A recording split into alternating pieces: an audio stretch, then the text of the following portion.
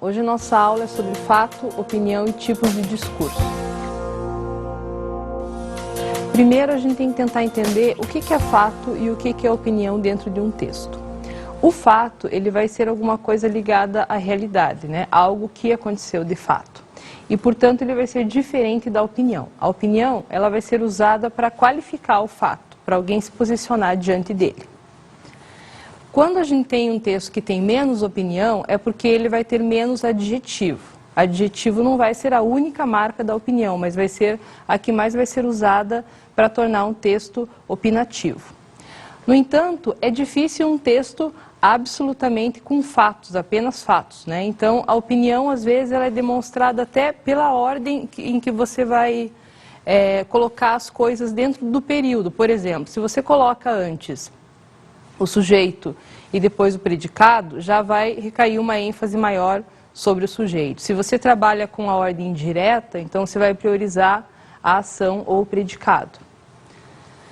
Então, a gente não pode chamar nenhum texto de absolutamente neutro. Então, a gente está usando aqui um neutro relativo, né? O texto mais sem opinião possível. Um texto que seja desse jeito, né, ele tem que ter verbos na terceira pessoa, pouca adjetivação, apenas quando for algo extremamente necessário, né? E uma ênfase a uma descrição, sem que você julgue o que você está descrevendo. Essa descrição ela não precisa também ter adjetivo, é só você recontar o que aconteceu para ser fiel aos fatos. Agora nós vamos analisar um texto. Idosos terão recursos, né, sobre incentivo econômico, atividade de lazer para os idosos. Vamos à leitura do texto. A Prefeitura de Curitiba, através da Secretaria Municipal do Esporte e Lazer, receberá R$100 mil para atender projetos voltados à terceira idade neste ano. Os recursos são provenientes de emenda ao orçamento da União, aprovada por solicitação da Câmara junto aos deputados federais no Congresso Nacional. De acordo com o projeto, a verba será investida na implantação e modernização da infraestrutura de esporte recreativo e de lazer para idosos. Bom, podemos ver pela leitura da nota, né, que ela vai se deter mais sobre o fato.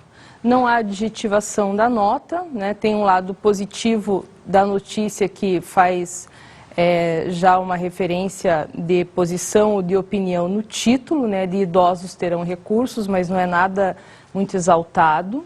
O título também foi bem escolhido porque ele resume o texto. No entanto, vai ter aquela opinião que é difícil a gente fugir, mas é mínima. Porque vai mostrar, por exemplo, que o fato de ter recurso para o lazer dos idosos é um fato benéfico, né? No entanto, a gente não vai usar nenhum tipo de adjetivo muito grande. Só o fato de ressaltar que os idosos vão ter o recurso já vai ser um tipo de marca de opinião mais sutil, leve e permitida num texto de jornal, por exemplo. Agora nós vamos ver um outro tipo de texto, que vai já ter uma característica um pouco diferente desse primeiro. Vamos à leitura dele. Acontecerá no próximo dia 13 de março, às 19 horas, no Palácio de Cristal, no Círculo Militar do Paraná, o Power Fight Extreme 2, eleito o melhor evento do MMA em 2009. Aqui nós vamos ter nessa nota sobre a competição de luta, né, mais fato ainda, né? Power Fight Extreme 2 foi eleito o melhor evento do MMA em 2009.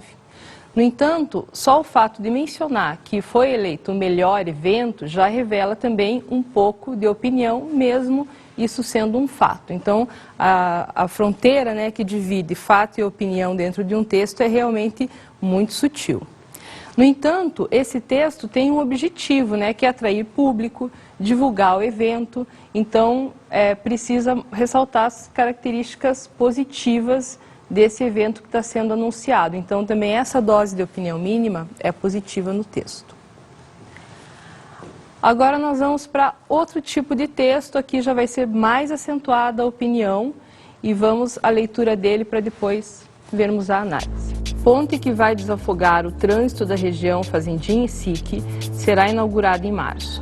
Obra é uma reivindicação antiga da comunidade e já está em fase de acabamento. Essa nota sobre a construção da ponte, né, já mostra mais opinião. Só pelo título dela, o título já revela fim do sufoco, né? Quer dizer, nossa, até que enfim a ponte vai ser construída. Então já é uma característica de uma notícia mais apelativa, né? De um título que já direciona bastante para o julgamento e não só para a apresentação do fato. Depois nós temos: a ponte vai desafogar o trânsito da região. Isso também vai mostrar a subjetividade, né? Porque está julgando a função da ponte, não tá só noticiando a construção, mas já está dizendo que vai ser bom, que vai desafogar o trânsito da região. Outra marca de opinião que aparece no texto é: a obra é uma reivindicação antiga da comunidade, porque vai mostrar que a luta daqueles moradores pela construção já é antiga, né? Então tudo isso já está implícito nessa parte do texto. Então são marcas que, se a gente olhar com bastante cuidado, já vão revelar muito mais opinião do que os outros textos analisados.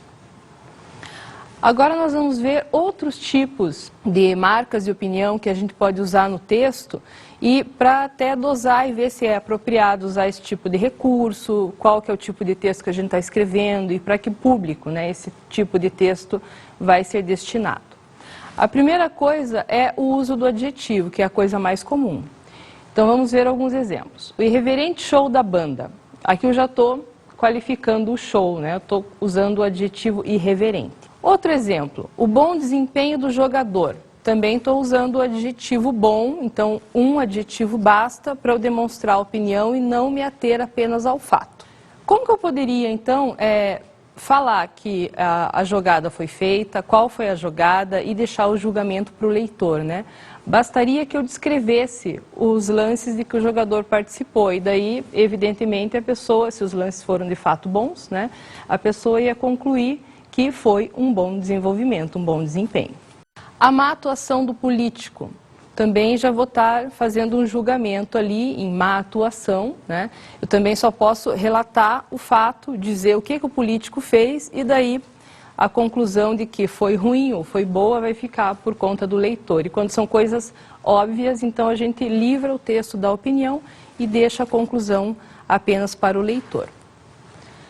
A segunda coisa, o segundo recurso é usar frases, locuções ou até expressões inteiras. Aí já vai dar uma carga muito maior de opinião, porque o espaço que ela vai tomar dentro do texto, o espaço físico, né, o lugar que vai usar de um período, às vezes vai chegar à metade de um período, um terço do período, então já dá uma carga maior. Vamos ver lá o exemplo então. Vamos supor que tenha um nome para um redator de um jornal. Então, essa pessoa, redator de um jornal espanhol de grande circulação, denunciou que uma de suas matérias foi reescrita com a supressão de vários trechos. O fato, sem dúvida, é um assinte à liberdade de opinião e à democracia. Aqui eu estou evidenciando muito a opinião, né? Eu estou quase num tom assim panfletário mesmo, manifestando, meio que dividindo, né, a indignação da pessoa que fez a acusação, né, de que houve uma supressão, censura, etc. Então, o último período inteiro do texto é uma marca de opinião. E a alternância entre fato e opinião, aqui nesse caso, né, mais opinião do que fato, é um texto mais próprio das colunas que a gente vê em sites, jornais e revistas, né, que são diferentes daquele espaço onde a gente vê mais notícia, daí a notícia deve se ater mais aos fatos. Terceira coisa que vai poder demonstrar opinião é a escolha vocabular. Então, cada palavra, às vezes, ela pode parecer mais neutra do que a outra, né? E neutra sempre relativizando o conceito dessa neutralidade. No entanto, algumas já vão vir carregadas de um significado, e daí precisamos de mais cuidado em relação a isso. E os exemplos, às vezes, são pouco diferentes um do outro, precisam de uma análise mais cuidadosa. Vamos ver alguns exemplos. O presidente da França visita vários países em companhia de Carla Bruni. E uma segunda opção, o presidente da França visita vários países em companhia da esposa Carla Bruni. A diferença aqui é no uso do vocábulo esposa, que veio apenas no segundo período, né? Aqui a esposa vai estar especificando, vai estar detalhando, né, o laço que une o presidente da França com a Carla Bruni, enquanto na primeira opção, a Carla Bruni poderia ser qualquer pessoa. A frase poderia ser mudada para em companhia de algum ministro, de outra pessoa, né? Mas quando eu firmo a posição de esposa, eu estou, sim, revelando uma opinião, apenas pela escolha de revelar esse parentesco. Outro exemplo agora. Para revelar hipótese. Duas notícias em jornais diferentes, né? Vamos então imaginar assim um sério e um mais sensacionalista. Também vai trabalhar com vocábulo, com escolha de palavras, porque às vezes a notícia ela pode ser sobre o mesmo fato. Isso acontece recorrentemente. A gente vê em jornais e em telejornais essa diferença. E mesmo a notícia sendo a mesma, se eu vou dar uma notícia sobre um idoso, por exemplo, e escolho o vocábulo idoso propriamente, eu vou estar trabalhando com um discurso mais neutro, né? Eu vou ter um tom mais sério na minha notícia, no meu texto. Se eu pego a palavra velhinho, já vou tender mais para uma afetividade e tentar envolver o meu leitor afetivamente, né? Então vai ser um tom mais apelativo, próprio de texto mais sensacionalista. O quarto recurso é sobre a ordem das informações na oração. Nós já falamos anteriormente que essa ordem pode revelar opinião. Então vamos ver como que isso vai acontecer. O exemplo, a casa do rei do rock recebe dezenas de pessoas diariamente. Em pleno século XXI, o culto a Elvis Presley continua. Aqui a ideia principal é destacar o número de pessoas que visitam a casa do Elvis Presley, né? Então vai se trabalhar primeiro com a multidão, né? Com o fato dele ser famoso e por isso a visitação vai ser realmente intensa. E também vai acentuar aqui o título, né? O rei do rock, em vez de Elvis, já no início. Primeiro para dar a ideia assim, de que o fato dele ter sido o rei do rock já permite que ele seja identificado por isso, sem precisar primeiro mencionar Elvis ou Elvis Presley, para depois falar, ó, o Elvis é o rei do rock, né? Então já substitui isso. Então direciona-se totalmente para a fama do artista. Agora eu vou poder construir de uma forma diferente, optando por uma ordem também diferente. Vamos ver lá, em pleno século XXI, o culto a Elvis Presley continua. A casa do rei do rock recebe dezenas de pessoas diariamente. A transformação, para alguns, pode parecer boba, banal, né? Fala assim, só teve uma mudança de ordem, isso não vai alterar o sentido. No entanto, tem sim uma pequena alteração, né? A alteração, primeiro, é que quando eu começo com em pleno século XXI, eu posso dar a ideia de que, nossa, o tempo passou e tudo continua igual, né? Uma pessoa que fez fama, que construiu fama, que foi famoso tempos atrás, ainda continua muito celebrado. Então pode ser até uma crítica para a sociedade atual.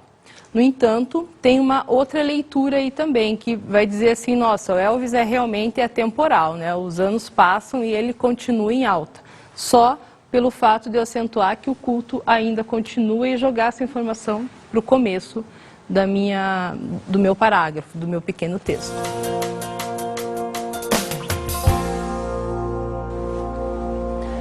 Outra forma de revelar a opinião é sobre o tipo de discurso que você resolve usar dentro do texto, sobretudo quando você vai citar a opinião de outra pessoa, né? Você pode citar a partir de um discurso direto ou de um discurso indireto. Você vai escolher a citação.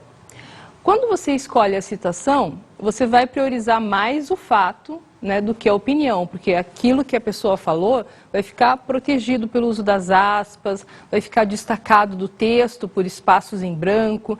Então você está realmente falando, olha, eu não estou inventando isso, é exatamente o que o entrevistado falou, por exemplo.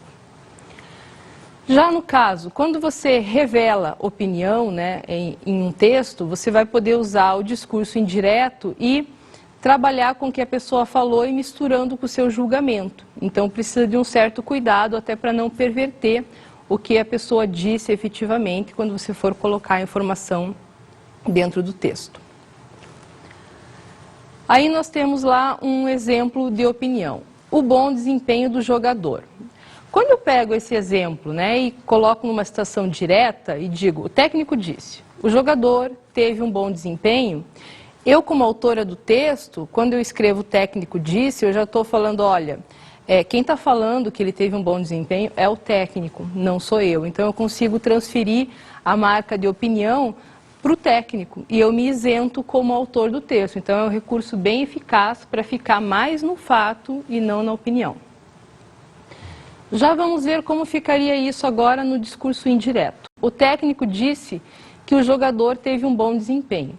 Aqui o discurso indireto funcionou porque eu disse, o técnico disse que não fiz nenhum julgamento sobre o fato dele dizer tal coisa ter sido acertado, ter sido equivocado, nada disso. Então o meu discurso está usando o discurso indireto, eu não julguei a fala do técnico e continua toda a responsabilidade da declaração indo para o técnico e não para o autor do texto. Agora nós vamos ver um texto para a gente identificar, dar uma lembrada nos tipos de discurso, né, no direto e no indireto. Vamos à leitura dele. Os sorvetes tradicionais podem causar diarreia, vômito e cáries nos dentes dos animais de estimação. Com o forte calor do verão e a relação cada vez mais cheia de mimos entre os donos e seus bichos, duas veterinárias de São Paulo lançaram em janeiro um sorvete produzido especialmente para cachorros. Thaís Muscher, veterinária e empresária, afirma que a ideia surgiu porque ela mesma dava sorvete para seu cachorro. Muita gente faz isso, mas não é recomendado. Nós pegamos a fórmula básica de um sorvete e tiramos a gordura hidrogenada, o açúcar e diminuímos em quase 50% o teor de lactose, explica. Mas, assim como os demais petiscos, o sorvete não deve substituir a ração. Thaís e sua irmã Juliana, que também é veterinária, dizem acreditar que o produto é o primeiro do tipo fabricado no Brasil.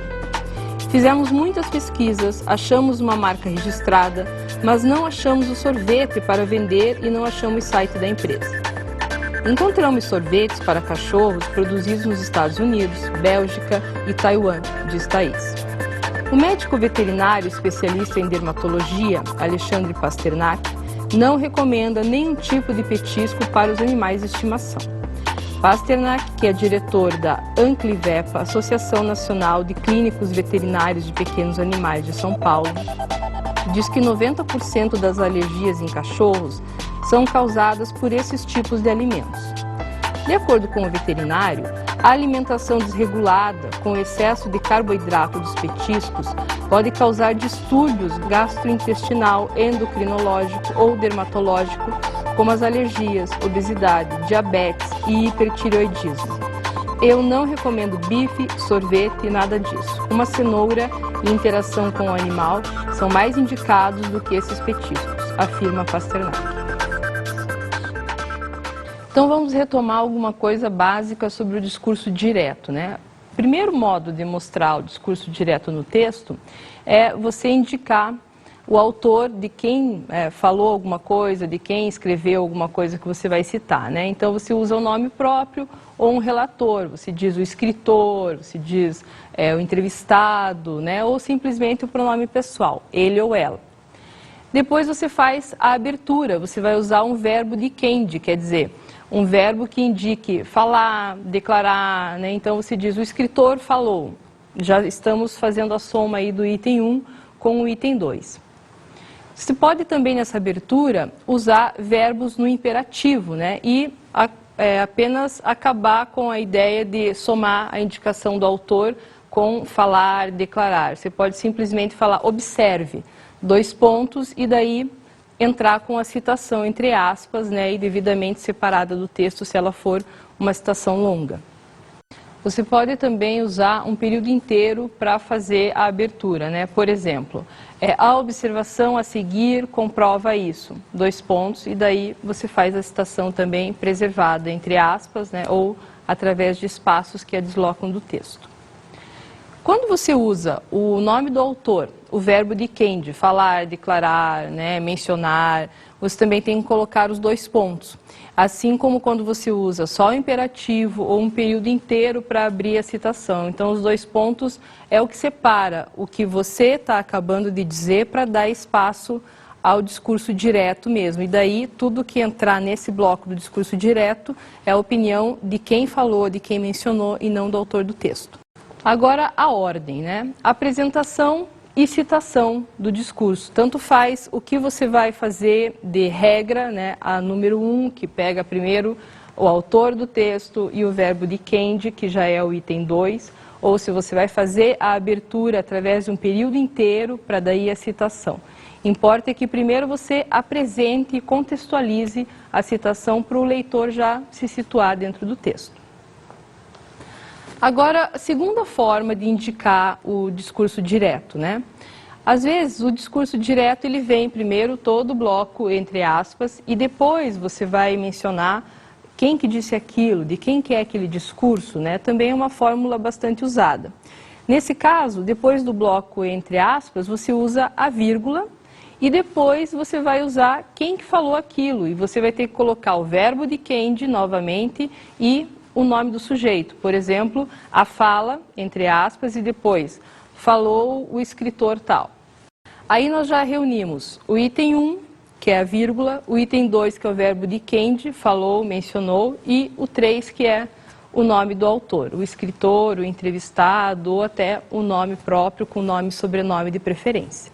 Nesse caso, a ordem foi invertida. Eu primeiro citei e depois contextualizei. Eu só posso fazer essa alternativa se o meu leitor não for se perder muito no texto, se for de fácil identificação. Qual que é o ponto comum agora entre esses dois esquemas para apresentar o discurso direto, né? É a necessidade de o discurso que vai ser citado de modo direto, e já o nome está dizendo, se é direto, é exatamente o que a pessoa falou, tem que ser transcrito ipsis literis, então eu vou usar ou aspas ou travessão. Esse que é o ponto comum, é a exigência, para eu preservar esse discurso. Nos textos que não são literários, o normal é você usar aspas, o travessão fica mais restrito quando tenho um diálogo inteiro para transcrever numa história, por exemplo. Retomando agora o discurso direto dentro do texto, para a gente trabalhar com essas regras e esses esquemas e ver o que o texto que fala sobre o sorvete para cachorro vai mostrar para nós de ocorrência de discurso direto. Vamos analisar então todas as citações, né, do texto que aparecem antes da apresentação. Vamos ver o exemplo A. Muita gente faz isso, mas não é recomendado. Nós pegamos a fórmula básica de um sorvete e tiramos a gordura hidrogenada, o açúcar e diminuímos em quase 50% o teor de lactose. Explica. Aqui a gente usou o discurso direto, entre aspas, vejam ali as aspas preservando a fala da pessoa, depois a vírgula, depois o verbo dicende. Explica. A gente não tem ali o nome de quem falou. Quando isso acontece é porque o texto já citou, já marcou bem a pessoa que está dando essas declarações dentro do texto e o leitor também, voltando ao que foi dito antes, pode ter a conclusão. Quem explica? A Thaís, e até o nome dela já apareceu inteiro no texto, que é a veterinária que começou a dar as declarações. Letra B. Fizemos muitas pesquisas, achamos uma marca registrada, mas não achamos o sorvete para vender e não achamos site da empresa. Encontramos sorvetes para cachorros produzidos nos Estados Unidos, Bélgica e Taiwan. Fechou aspas e daí diz Thaís. Vejam que depois do bloco entre aspas nós temos a vírgula, o verbo de quem de dizer, né, que daí está conjugado de acordo com o sujeito que está fazendo isso, que é Thaís, então está na terceira pessoa do singular, e o nome de quem fez a declaração, a Thaís novamente. Letra C. Eu não recomendo bife, sorvete, nada disso. Uma cenoura e interação com o animal são mais indicados do que esses petiscos, afirma Pasternak. Aqui novamente, né, o mesmo esquema de citar o discurso direto no início. Depois de fechar as aspas, temos a vírgula, o verbo dicende, que nesse caso é afirmar, e o sujeito, ou seja, quem deu a declaração, Pasternak. Aqui ele usou só o sobrenome. É mais próprio usar só o sobrenome ou nome e sobrenome. Agora vamos ver os exemplos de discurso indireto dentro do texto, né? Ele vai dispensar aspas, a vírgula vai ser utilizada, né? Eu vou poder até fazer a substituição da vírgula por 2 pontos, porque eu não vou usar os 2 pontos nessa modalidade de discurso, e vou usar o verbo dicende mais o que. Então é muito comum eu usar falou que, mencionou que, disse que. Outra saída, posso usar as conjunções ou locuções conjuntivas, né, para dizer que conforme fulano, de acordo com, segundo fulano. Então é uma outra possibilidade. Nesse caso eu fico só com a conjunção ou a locução conjuntiva e o nome da pessoa que falou. Vamos ver agora exemplos do discurso indireto no texto, no mesmo texto que falava sobre o sorvete para cachorro. Letra A. Thaís Muscher, veterinária e empresária, afirma que a ideia surgiu porque ela mesma dava sorvete para seu cachorro. Aqui eu tenho afirma que. Quando eu uso esse verbo dicende mais o que, e já apresentei o nome do sujeito que vai declarar isso, né, a Thaís Muscher, que já está devidamente apresentada antes no meu texto, no que vai vir a divisão, quer dizer, o que ela disse, e daí a partir desse momento já não é mais a responsabilidade do autor, mesmo que o texto revele alguma opinião. A opinião é da declaração e não do texto como um todo. Letra B. Thaís e sua irmã Juliana, que também é veterinária, dizem acreditar que o produto é o primeiro do tipo fabricado no Brasil. Aqui vai ser colocado qual que é o sujeito, aqui o sujeito vai ser composto, né, Thaís e sua irmã Juliana, e daí que também é veterinária, para apresentar mais propriamente a irmã, que ainda não tinha sido apresentada, assim como a Thaís, e daí eu vou usar o verbo dicende já depois do meu sujeito. Dizem, acreditar é uma locução, né, para expressar o mesmo valor do verbo dicende, e daí o que, e a partir dele a ideia que é delas e não do autor do texto, que o produto é o primeiro fabricado no Brasil. Letra C. Pasternak, que é diretor da Anclivepa, Associação Nacional de Clínicos Veterinários de Pequenos Animais de São Paulo, diz que 90% das alergias em cachorros são causadas por esses tipos de alimentos. Então aqui eu tenho Pasternak, que vai ser o meu sujeito, depois eu tenho também uma longa apresentação sobre ele e o verbo dicende, diz, e depois o que. De novo, é nesse ponto que vai ser o divisor, né, do texto entre o que é efetivamente texto e o que passa a ser a citação, o que divide isso. Letra D. De acordo com o veterinário, a alimentação desregulada, com excesso de carboidrato dos petiscos, pode causar distúrbios gastrointestinal, endocrinológico ou dermatológico, como as alergias, obesidade, diabetes e hipertiroidismo. De acordo com o veterinário, vai ser já a segunda opção, né? Eu não vou ter nesse caso aqui sujeito mais verbo dicende mais que. Eu vou ter a locução conjuntiva de acordo com e daí a função, o sujeito, né? Ou nome daquele que vai fazer a afirmação, nesse caso o veterinário. E daí a afirmação propriamente dita. Então, de novo, eu vou transferir a responsabilidade, se há opinião no trecho, a opinião não vai ser acreditada ao autor do texto, mas aquele que falou. Então, vejam que o que é comum aqui nessa estrutura é que nesses três trechos que nós vimos agora, depois do nome, do verbo dicende, do que, né, perto do sujeito aparece ou um aposto ou uma oração explicativa. Isso tudo para dar mais detalhes, além do próprio sujeito ou da função que ele ocupa, sobre, né, o que ele gerencia, que a irmã da Thaís também é veterinária. Então, informações a mais, que vão além da própria apresentação. Letra D. Nesse de acordo com que nós analisamos lá naquela letra D, nós temos o de acordo com que é a locução, depois o nome e a vírgula para separar, né, o acessório do que é básico. Então, geralmente, essas informações que começam com locução conjuntiva ou conjunção, de acordo com, segundo, conforme, né, é um bloco que vai se desvincular do texto, que é a informação básica, que é sujeito e predicado. Então, eles guardaram a informação básica para toda a citação. O que o veterinário afirma é meu sujeito, predicado, ou seja, a informação completa. Onde eu apresento e faço a entrada para o discurso indireto é informação complementar ou acessória. Outra informação importante sobre o discurso indireto é que ele precisa parafrasear. Isso é muito importante, porque eu não vou poder citar exatamente o que a pessoa disse, porque senão eu vou copiar. E daí, se eu vou copiar, é melhor usar o discurso direto, colocar o trecho entre aspas, né, como manda o figurino, ou numa hipótese mais literária, usar o travessão. Então, quando eu uso o discurso indireto, eu uso sinônimos, eu me aproximo daquilo que foi dito, sem distorcer nenhum sentido, e indico o nome da pessoa para acreditar a ela, né, a autoria do texto. Agora, o discurso indireto livre. Ele vai ser um tipo de discurso bastante diferente, porque ele vai fundir o discurso do narrador e do personagem, que normalmente apareceriam em forma direta, né, dentro do texto. Então vai misturar as formas de discurso, ele também não vai usar pontuação, isso vai confundir um pouco o leitor, porque não vai dar muito aviso de quando muda, né, do narrador para de repente aparece a fala ali do personagem e o leitor não sabe ainda que mudou, precisa reler o trecho quando o trecho é mais complicado.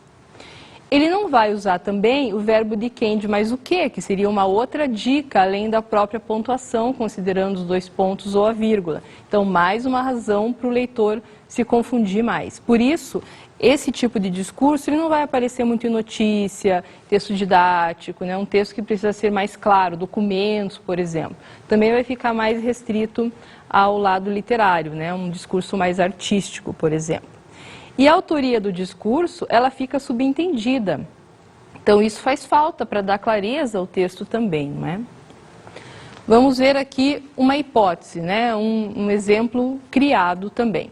Então, para fazer uma forma de discurso indireto, vamos imaginar uma situação. Existe um casal e o marido vai decidir pedir demissão do emprego, né? Por diversas razões, só que ele vai antes falar, né, com a esposa e depois afirmar a escolha que ele fez. Então, depois dele informar a escolha à mulher, ela diz, tocando a mão dele, que o apoiará para sempre. Em vez de a mulher falar, eu o apoiarei para sempre, né, agora em forma de discurso direto, entre aspas e tal, o discurso aparece dentro do trecho. Ela diz, tocando a mão dele, que o apoiará para sempre.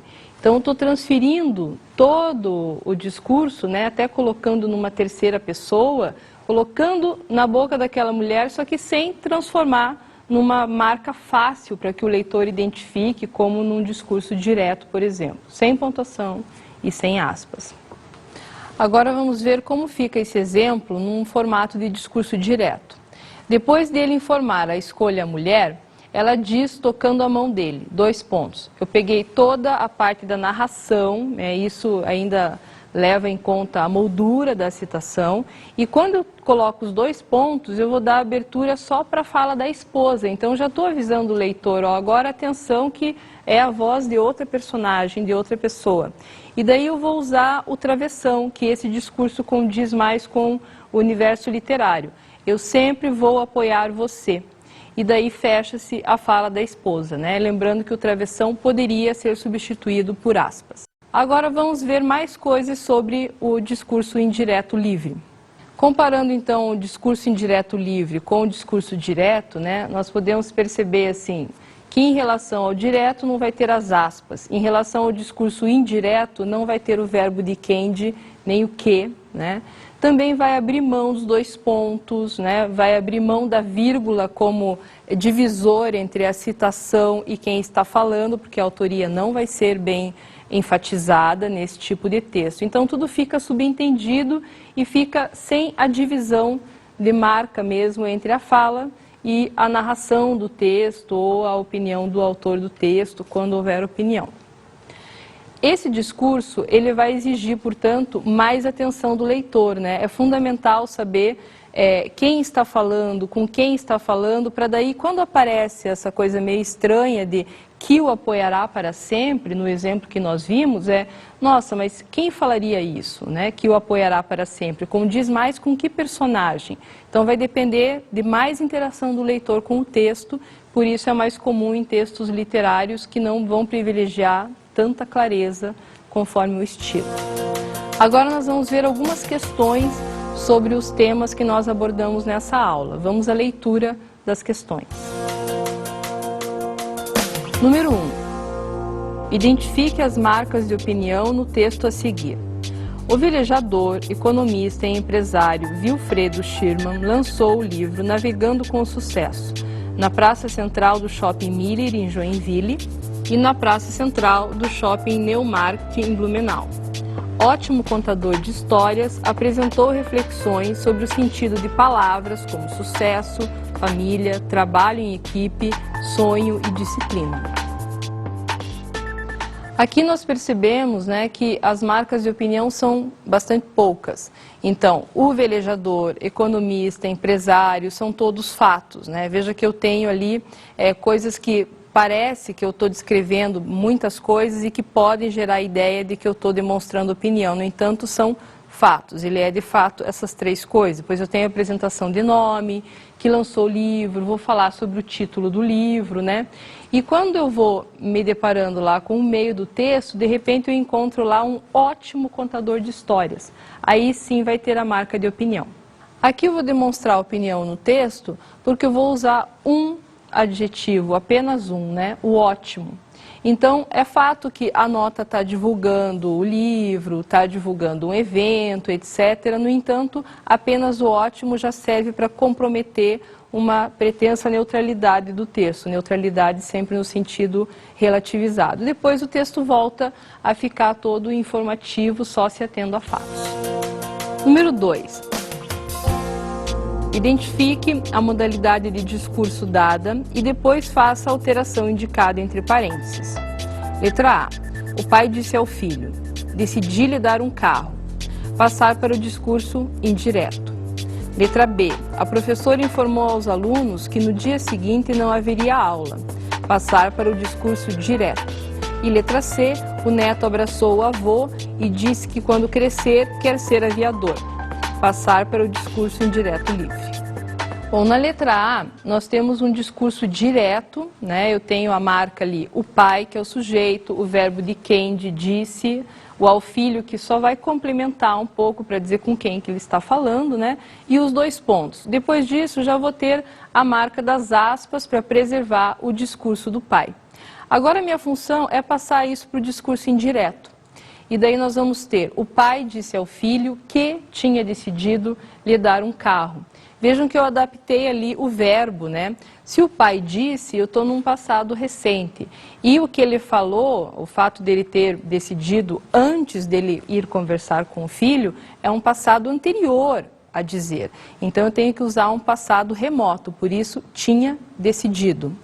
E daí vejam as marcas do discurso indireto, né? Sem aspas, sem dois pontos, e sujeito o pai, né? O verbo de quem, para quem que ele falou, a declaração que ele fez, e o que. E depois a declaração dele adaptada ali com a mudança do verbo. Letra B. Na letra B nós temos: a professora informou aos alunos que. Esse início já é toda a construção do discurso indireto, né? Então tem o sujeito, tem o informar, que faz o papel de verbo de quem também, o aos alunos, para eu também firmar qual é o interlocutor dela, e daí que no dia. O que vai fazer a entrada para a declaração que ela deu. E a tarefa é passar para o discurso direto. Então as aspas têm que aparecer, não é? A professora informou aos alunos, dois pontos. Estou fazendo o esquema sujeito, verbo de quem, aqui é opcional para deixar o texto mais claro, colocar a quem que ela falou, a sua declaração, e daí dois pontos. Quando eu for colocar toda a fala dela preservada, vou usar aspas, o trecho inteiro entre aspas. Na letra C, o neto abraçou o avô e disse que, também temos um exemplo de discurso indireto, né? Então, se a gente tinha que classificar, não há dúvida, porque eu tenho o sujeito, o neto, também estou mencionando aqui, né, com quem que ele está interagindo, o avô, daí eu coloquei o verbo de quem, de dizer, e o que. Depois vai vir a declaração. A minha tarefa é passar para o discurso indireto livre. Discurso indireto livre vai ficar mais ou menos assim: o neto abraçou o avô. Quando eu crescer, quero ser aviador. Então, o que vai ajudar, né, o leitor a saber exatamente quem disse essa declaração? Porque, lembrando, eu não vou ter vírgula, eu não vou ter dois pontos, né, e nem a declaração clara de autoria, né, do sujeito que está fazendo essa declaração? É o próprio contexto, né? Quem que poderia dizer quando eu crescer? Né? É o neto, não poderia, obviamente, ser o avô.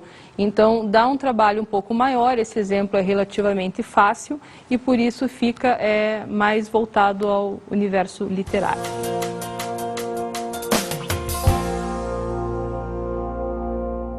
Para treinar um pouco os tipos de discursos, né, que são os mais utilizados, a gente tem os jornais e as revistas e os sites como as coisas que mais nos ajudam nesse sentido.